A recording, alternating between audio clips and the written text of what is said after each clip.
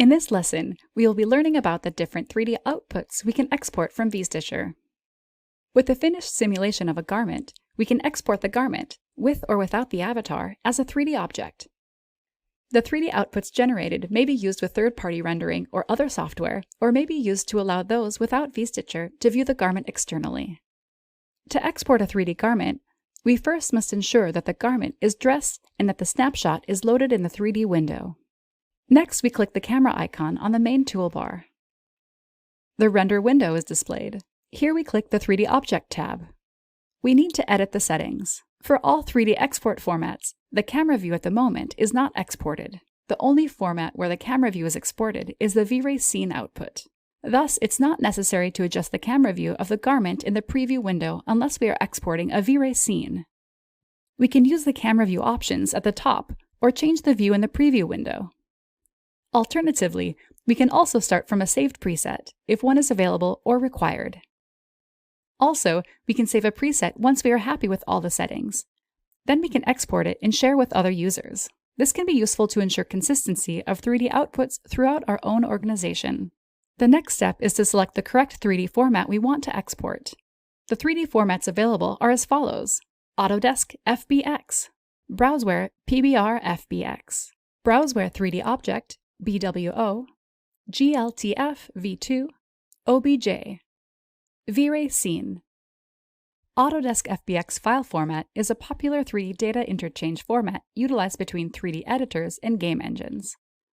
Thus, this file format is the most common format to use if we require to import to other external 3D softwares, for example, Maya or Cinema 4D. This format only supports Phong shaders, and only these maps are exported for this file format: diffuse, specular, normal, displacement. Browseware PBR FBX is a custom FBX format that includes PBR parameters and exports all PBR maps.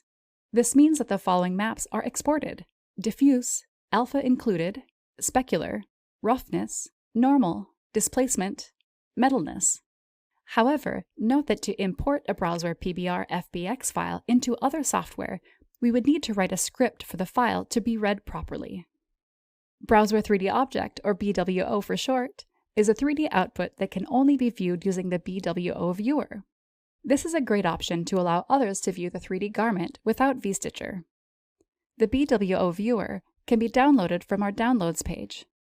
For detailed steps to download the BWO viewer, you can visit the link to our Help Center available on the right. GLTF V2 is a royalty-free specification for the efficient transmission and loading of 3D scenes and models by engines and applications.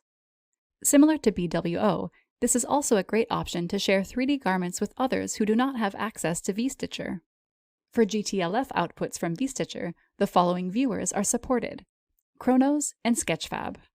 There are also free web viewers you can use online. For instance, this web viewer at gltf-viewer.donmccurdy.com, where we can drag and drop our GLTF outputs to view them. Sketchfab, on the other hand, is a subscription-based platform to publish, share, discover, buy and sell 3D, VR, and AR content. It provides a viewer that allows users to display 3D models on the web, to be viewed on any mobile browser, desktop browser, or virtual reality headset. The links to these sites will be included in the lesson summary. OBJ is a 3D file format that contains information about the geometry of 3D objects. It is also a common file type that can be imported for use in other external 3D software. Similar to Autodesk FBX, only these maps are exported: diffuse, specular, normal, displacement. The last 3D format available is a V-Ray scene output. This format exports the garment geometry, camera view, avatar materials, and lighting to be shared together between all platforms that support V-Ray. And that's the 3D outputs that can be exported from Vstitcher. To learn more about these settings for each 3D output, watch the next lesson. For more information, visit support.browseware.com.